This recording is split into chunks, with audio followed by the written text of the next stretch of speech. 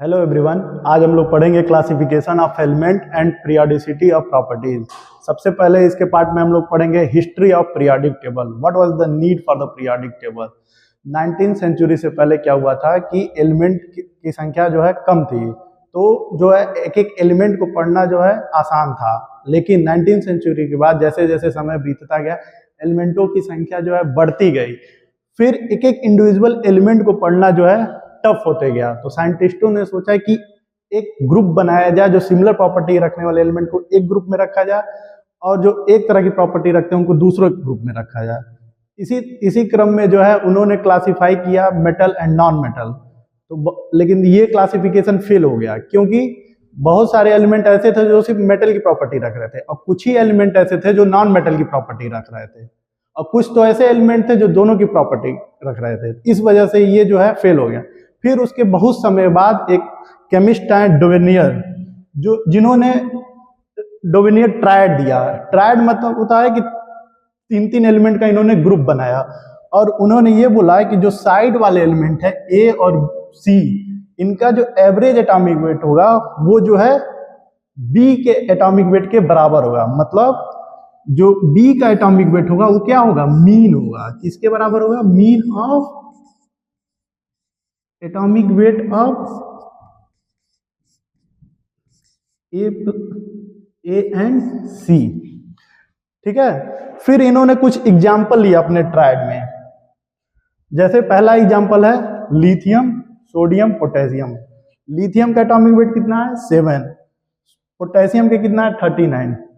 तो इन दोनों का इन्होंने क्या लिया, एवरेज लिया। लिथियम का एवरेज लिया और पोटेशियम का।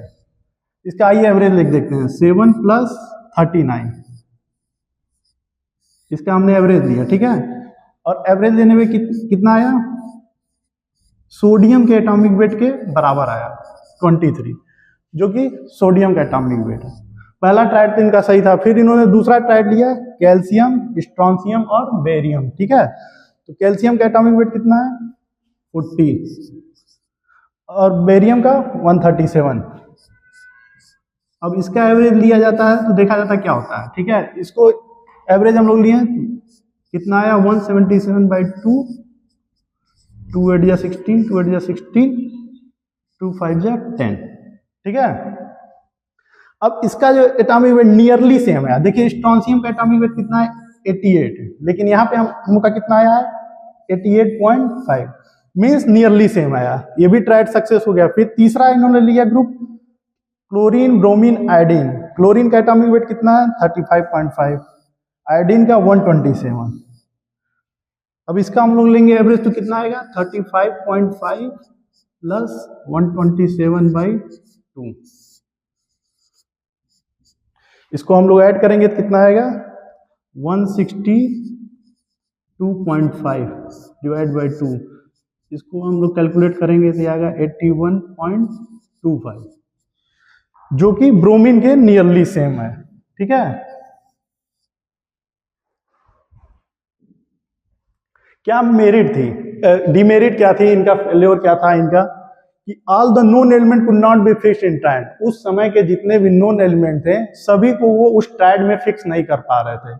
सबसे बड़ा डिमेरिट इनका यही था। दूसरा डिमेरिट क्या था, in the same group law was not obeyed. Same group में इनका लॉ ऑबे नहीं कर रहा था। यहाँ पे देखिए हम लोग कैलकुलेट किए हैं, इन दोनों एलिमेंटों का एवरेज लिए हैं तो हमें ब्रोमीन के बराबर आया। लेकिन इन तीनों का ट्रायड लिया जाए, फ्लोरीन, क्लोरीन, ब्रोमीन का, तो देखिए कितना आता है, 19 + 80। इसका एवरेज लेंगे तो कितना आएगा, 99/2, और ये आ रहा है 49.5। और क्लोरीन का एटॉमिक वेट है कितना, 35.5। इसलिए जो है इनका फेल हो गया लॉ। फिर बहुत समय बाद जो है अगले साइंटिस्ट आए, न्यूलैंड। न्यूलैंड ने क्या दिया, Newland law of octave. Octave क्या होता है, टोन। ठीक है। न्यूलैंड जो है एक केमिस्ट के साथ साथ म्यूजिशियन थे। इन्होंने क्या किया, केमिस्ट्री और म्यूजिक को क्या किया, मिक्स किया, और इन्होंने बनाया न्यूलैंड लॉ ऑफ ऑक्टेव। इन्होंने ये बताया जिस तरह से हिंदी में किसी भी म्यूजिक सिस्टम में 7 टोन होते हैं, हिंदी में अगर 7 है तो उसी तरह इंग्लिश में भी 7 टोन होंगे और चाइनीज में भी 7 टोन होंगे। तो इसको लेके इन्होंने ऑक्टेव बनाया। जैसे हिंदी का हम एग्जाम्पल लें, सा रे गा मा पा धा नी, फिर 8वां टोन जो है सा आ जा रहा है, ठीक है, तो ये क्या हो रहा है, रिपीटिशन हुआ। तो इसी तरह इन्होंने जो है न्यूलैंड ने अरेंज किया एलिमेंटों को इंक्रीजिंग एटॉमिक वेट। कैसे इन्होंने अरेंज किया, इंक्रीजिंग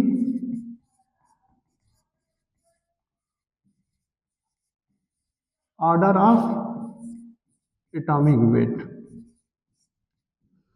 ठीक है।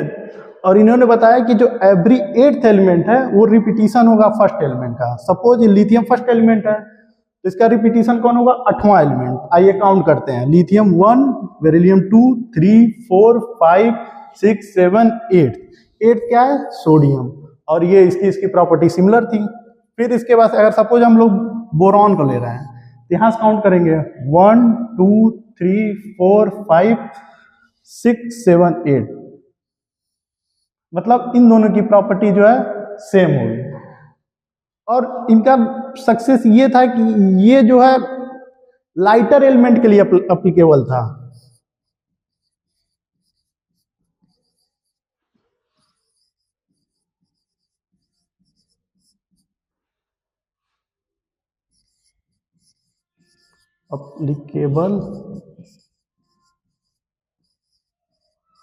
Applicable for lighter element.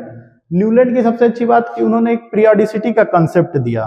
Periodicity क्या होता है आइए बताते हैं। Periodicity is the repetition of similar physical and chemical property after fixed interval. इसका मतलब ये है कि अगर कोई प्रॉपर्टी है, सपोज लिथियम का अगर कोई प्रॉपर्टी है, जैसे मान लीजिए एटॉमिक वैलेंसी है, वैलेंसी अगर इसका +1 है तो इसका भी +1 होगा। इस ग्रुप में सबका एलिमेंट, सभी एलिमेंटों का क्या होगा, +1 होगा। ये जो है सिमिलर प्रॉपर्टी है। और पीरियोडिसिटी का एक और मतलब हुआ है कि ग्रेजुअल इंक्रीज और decrease on physical property. Suppose अगर एटॉमिक रेडियस है, आयनिक रेडियस है, इलेक्ट्रोनिगेटिविटी है, अगर यहाँ पे जाने पे हाफ हो रहा है तो इसका भी हाफ होगा। अगर सपोज एटॉमिक रेडियस यहाँ पे जाने पे डबल हो रहा है तो इसका भी ये डबल होगा। तो इन्होंने पीरियोडिसिटी का बहुत ही अच्छा कॉन्सेप्ट दिया। इसकी वजह से इन्हें Davy medal from Royal Society of London की तरफ से इन्हें अवार्ड मिला।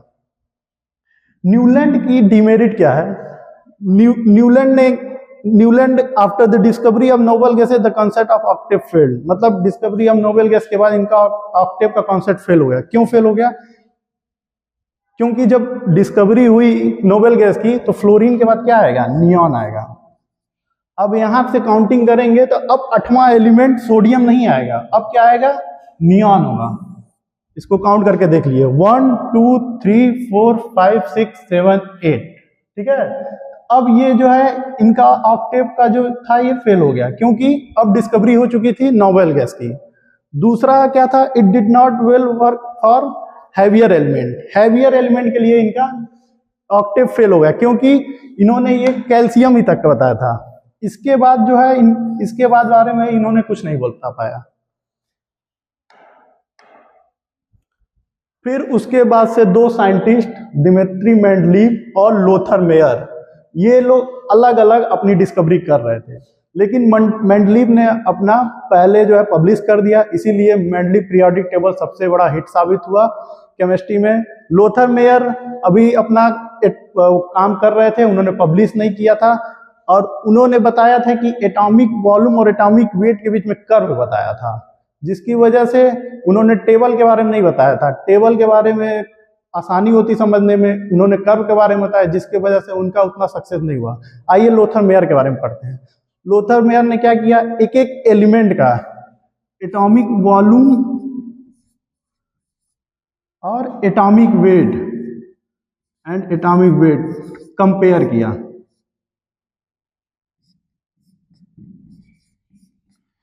उन्होंने एक एक एलिमेंट का एटॉमिक वॉल्यूम और एटॉमिक वेट को कंपेयर किया और ये ग्राफ बनाया, ये कर्व बना, और उन्होंने समझाया है कि element at similar position of curve have similar property.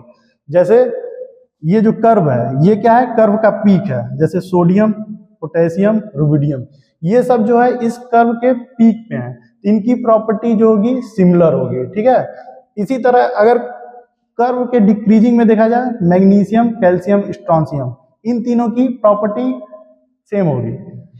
Fluorine, ये क्या है, कर्व के इंक्रीजिंग में है। फ्लोरीन, क्लोरीन, ब्रोमीन जो हैलोजन है, यहाँ पे बोला था इनकी प्रॉपर्टी सेम होगी। इन्होंने कहा अगर मान लीजिए कोई एलिमेंट यहाँ पे है एक्स, वाई और जेड, इन्होंने बताया इन तीनों की प्रॉपर्टी जो है सेम होगी। इनका जो लॉ क्यों फेल हो गया, क्योंकि सपोज मान लीजिए यहाँ मैग्नीशियम, कैल्शियम, स्ट्रोंशियम, ये हम लोग कह रहे हैं कि ये कर्व के डिक्रीजिंग में है। मान लीजिए फ्यूचर में कोई ऐसा एलिमेंट मिला जो यहाँ पे है,